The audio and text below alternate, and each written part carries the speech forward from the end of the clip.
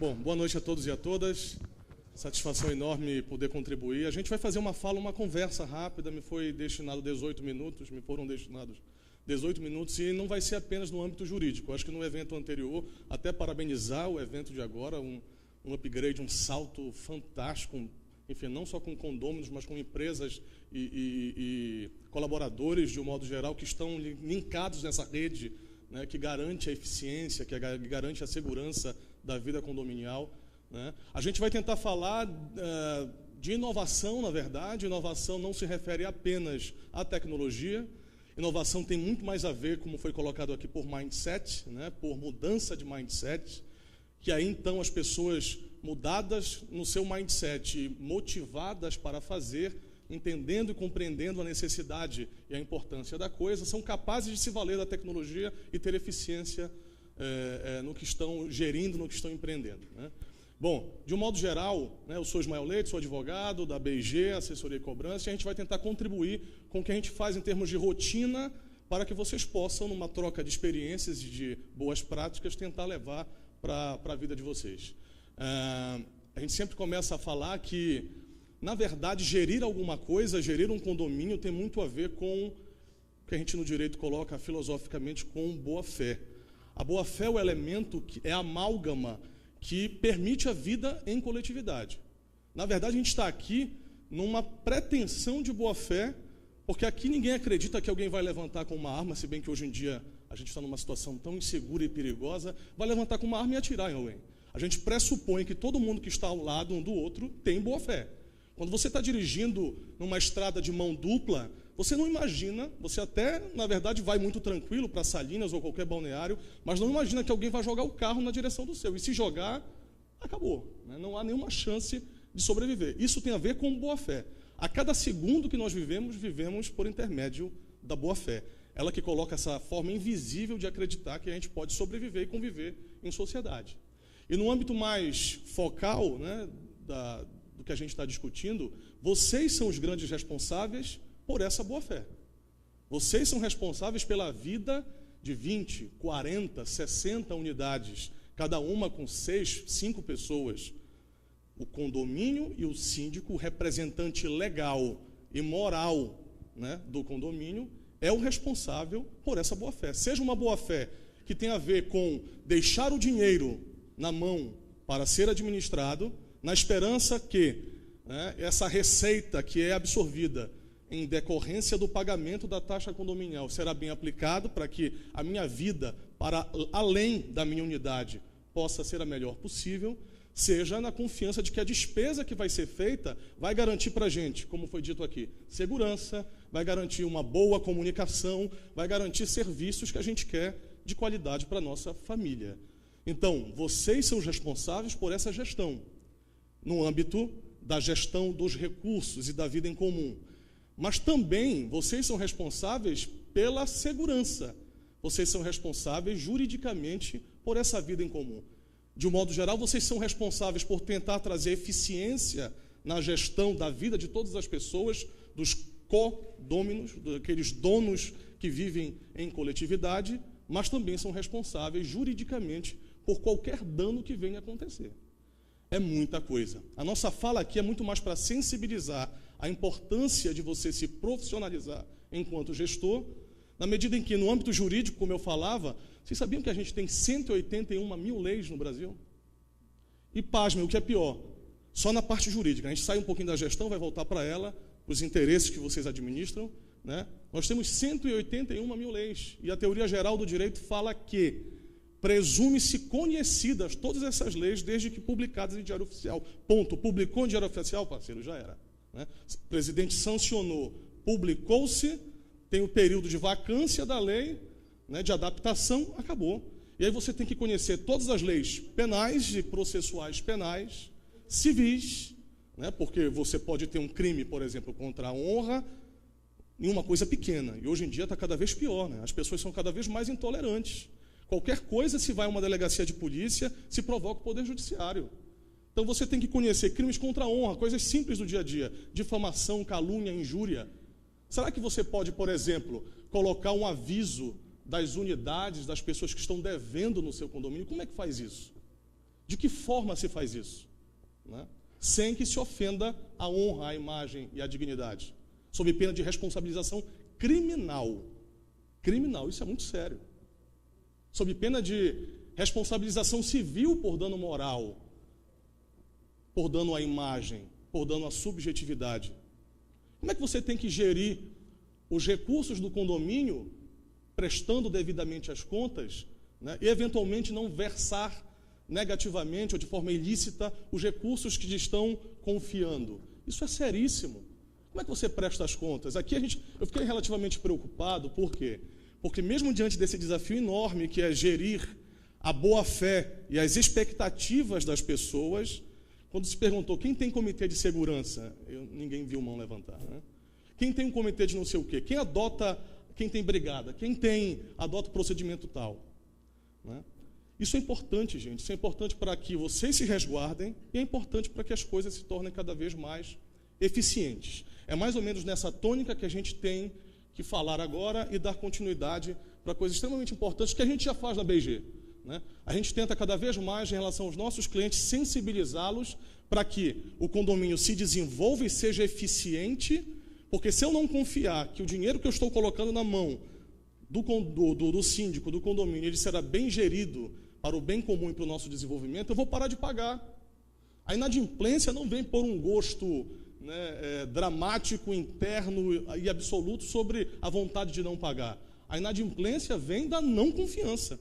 Eu não confio que aquilo vai ser bem gerido. É assim que acontece com nossos tributos. Por que as pessoas não pagam tributos no âmbito macro? Porque elas não confiam que aquilo será revertido em serviços. Por isso elas são inadimplentes. Porque nós não confiamos. E é importante que você traga instrumentos de inovação para que as pessoas confiem que o seu trabalho gerará resultado. Nós atuamos de forma especializada em cobrança judicial e extrajudicial, e hoje em dia o extra está cada vez mais importante, né? Sobretudo por conta de que os processos judiciais se abarrotam nos tribunais. É importante se conciliar interesses e se tentar alcançar, né, com muita técnica, com muita precisão e controle, soluções extrajudiciais. Trabalhamos com as maiores administradoras em Belém do Pará, exatamente porque a nossa rotina é muito focada na eficiência máxima e num serviço premium, né, de qualidade.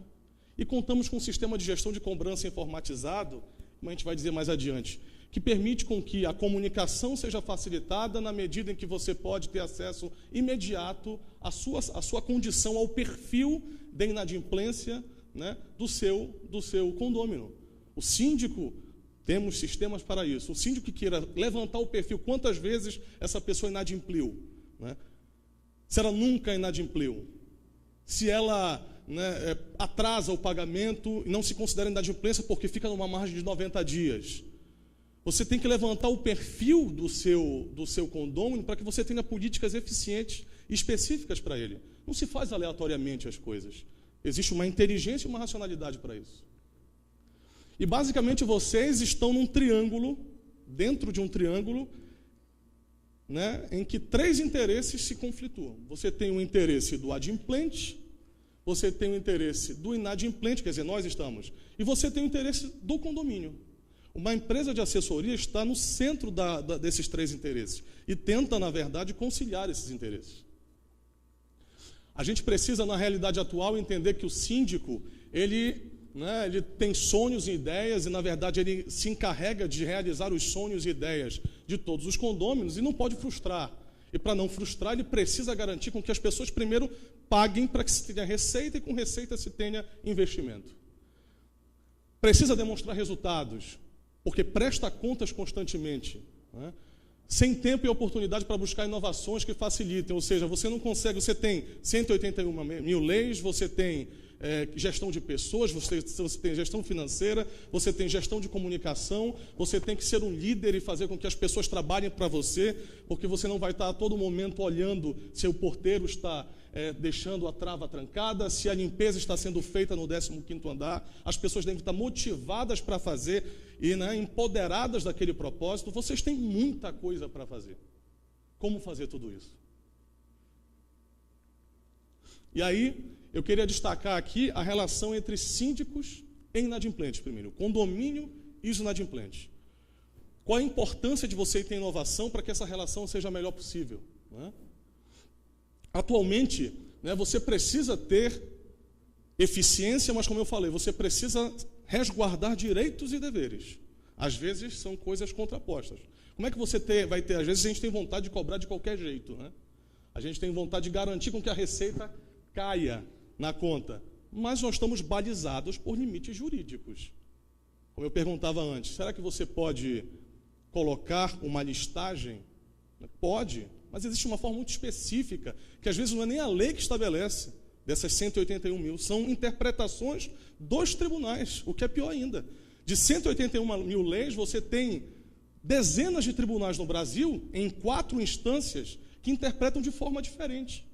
Ou seja, multiplique 181 mil por 4. Você precisa de eficiência, você precisa de que alguém especializado, que tenha uma equipe específica, eficiente, possa lhe ajudar nisso. Você não consegue, é impossível. Às vezes a gente acha, só fazendo parêntese, que investir numa empresa profissional que administra o condomínio ou numa assessoria de cobrança, etc., isso é um mero custo. Na verdade, esse é o maior investimento estratégico que você pode fazer. Se você quer realmente fazer o condomínio prosperar e entrar num círculo virtuoso, né, de boa fé e confiança na gestão de recursos, não há outro caminho senão procurar uma assessoria e uma empresa que seja eficiente nesses âmbitos de planejamento e de gestão. Se você realmente quer dormir em paz, não há outro caminho senão procurar, né, uma empresa que consiga congruir, ao mesmo tempo, uma gestão eficiente da cobrança com uma eficiência na cobrança extrajudicial ou judicial, né? Então, problemas de discordância, relacionamento com administrações, desconhece os impactos legais, enfim. É impossível que vocês consigam, sozinhos, dar conta desses inadimplentes e da relação com eles. Vocês precisam de ajuda, né? A relação entre síndicos, inadimplentes e adimplentes. Realidade atual. Assume o ônus da inadimplência tanto financeiramente quanto em relação à moradia. Você assume a saúde financeira, quanto também a paz e a vida comum. Às vezes a gente desconhece, enquanto síndico, oportunidades de inovação. Que sistemas eu tenho, né, seja por aplicativo, seja por mobile, seja por, né, sistemas de empresas que te permitem um acesso imediato à inadimplência, ao perfil do inadimplente, para que você possa fazer um diagnóstico e planejar ações. Insatisfeito e colocando pressão sobre a administração condominial. Obviamente que diante desse cenário caótico e sozinhos e sem ajuda, né, vocês não terão tranquilidade e paz para se relacionar, inclusive, com os seus familiares e com as pessoas que vocês administram. Então, nessa cadeia, né, de relacionamento, meus amigos, não há outro caminho senão vocês saberem exatamente por onde pisar, como gerir. Vocês já fizeram, por exemplo, em relação ao planejamento, que a gente faz basicamente para diagnosticar em que condição está a minha empresa, a minha entidade. Uma análise SWOT, já ouviram falar em análise SWOT? Vocês já levantaram quais são as fortalezas do domínio que vocês vivem e da gestão de vocês? Vocês têm o autoconhecimento sobre as oportunidades diante dessas fortalezas, do que vem dando certo, do que é forte em vocês, na gestão de vocês e no condomínio de vocês? Já imaginaram quais são as fraquezas de diversas ordens? Quais são as ameaças externas, fraquezas diante da condição interna de vocês e as ameaças diante daquilo que não depende de vocês? Vocês já fizeram esse levantamento? É uma tabelinha simples. Você faz um quadrante, você bota aqui fortaleza, você bota embaixo oportunidade, o que dá para fazer e que eu não estou fazendo e eu posso fazer, você bota bem ali, né? Fortaleza, oportunidade, a fraqueza, eu tenho que melhorar isso, isso, isso. E qual é a ameaça que eu tenho diante do contexto? Seja do meu bairro, de insegurança, seja diante de fatores financeiros da sociedade, do Estado, questões de ordem política. Vocês precisam fazer isso. Se nunca fizeram, a gente está administrando de qualquer jeito. Está administrando na intuição, no mero sabor. Está na onda. Ela vai para lá, ela te leva para lá. Vem para cá, ela te leva para lá. Isso é planejamento. Tem até uma das estratégias utilizadas para você ter um ciclo virtuoso de gestão, o PDCA. Vocês já ouviram falar em PDCA? Já ouviram falar em planejamento para você, primeiro, como no SWOT, diagnosticar o que pode ser feito. E com isso, planejar ações que vão dar conta a médio, a longo prazo dessas fortalezas e aumentá-las ou diminuir ameaças e fraquezas? Controlar isso. Qual é o sistema de controle que vocês têm depois de, até mesmo com o conselho de vocês, financeiro, administrativo, né, com vice, síndico? Daqui a gente vai fazer uma SWOT agora. Como é que controla isso? Vocês têm um sistema, vocês trabalham com inovação para controlar isso? E depois de controlar, como vocês vão reavaliar, criticar para refazer o planejamento e se adaptar diante das mudanças? Se vocês não conseguem fazer isso, vocês não estão gerindo. E vocês estão ameaçados a todo momento. A inadimplência ela não brota, ela não surge aleatoriamente. Vocês precisam, enquanto gestores, se empoderar desse mínimo e precisam de apoio para isso. Precisam de treinamento, como está sendo feito agora. Né? Precisam de trocas de experiência e precisam de empresas e entidades especializadas em fazer isso. A realidade atual da assessoria. A gente tem empresas de assessoria com formato tradicional, muitas vezes achando que é um mero custo, que não é estratégico, que a gente tem que pagar qualquer coisa. A gente contrata, eu vou contratar um advogado. Né? Se você não está com experiência de gestão, quanto menos um advogado. Eu lhe confesso que a gente não é treinado para fazer isso. A gerir nada. A gente é treinado a resolver conflito. Cobra para mim, o cara vai cobrar de qualquer jeito. O cara não vai prestar contas com você, não vai fazer o mínimo, que é cobrar, ter clareza na prestação de contas e mostrar o quanto ele conseguiu ser eficiente. Não faça isso. Eu vou pagar, quanto é que você quer, advogado? Vou pagar R$500 aqui por mês. É de brincadeira, cada um paga, na verdade, o serviço que quer, né? E assume a responsabilidade que quer também. Todo esse ciclo que eu mostrei de gestão para obtenção da eficiência e resguardos jurídicos, eles são importantes. E hoje não existem empresas, de fato, que fechem o ciclo completo, que você tenha, tanto no âmbito da gestão e da eficiência do resgate das dívidas, da prevenção em relação a isso, que é muito mais importante, ao conhecer o perfil, quando é que a inadimplência acontece, por que ela acontece, né? E criar ações até mesmo de flexibilização da dívida, de negociação. Como é que você renegocia suas dívidas? É pela cara? Né? Não faz sentido isso. Pouco investimento em tecnologia e desenvolvimento de recursos humanos, normalmente é um advogado e 2 estagiários, nunca vai dar certo. Nunca vai dar certo. Né? Baixo nível de informações e interação com os síndicos, ou seja, o sujeito não consegue dar o feedback, né? Ele não consegue entender a coisa, que é muito mais ampla do que meramente entrar com ações judiciais em massa. Né? Se ele não consegue entender, né, se a gente não consegue entender das mudanças do Código Civil para poder ter a estratégia adequada de eficiência de cobrança, né, seja pela ação de cobrança tradicional, seja por uma ação de execução, que é o que o processo civil permite agora, e para essa ação de execução você precisa de uma série de coisas para facilitar. Não é só entrar com processo judicial. Né? Às vezes a gente se depara, por exemplo, já no âmbito judicial, na minha parte, aqui naquilo que me é mais confortável, a gente se depara, por exemplo, com uma cobrança judicial em que a pessoa que está na unidade não é a proprietária da unidade. Primeiro que a dívida não é da pessoa, é do bem. É uma dívida real, da coisa. E aí você vai e entra com ação contra a pessoa. O que o juiz vai fazer? Ilegitimidade passiva. Ele vai excluir o processo. Você, de repente, demorou 1 ano para citar alguém. Quando cita, ele diz, olha, eu sou ilegítimo para estar no polo passivo e responder por isso, porque o proprietário é outro. De repente, uma empresa de cobrança prudente, que não é só o âmbito jurídico, é conhecer gestão e mecanismos de eficiência. Diga, olha, me faça favor, vamos incorporar aqui na nossa rotina, você pedir, quando tiver dúvida se é proprietário ou não, você solicitar ao cartório de imóveis uma certidão de propriedade. Isso custa R$30, né?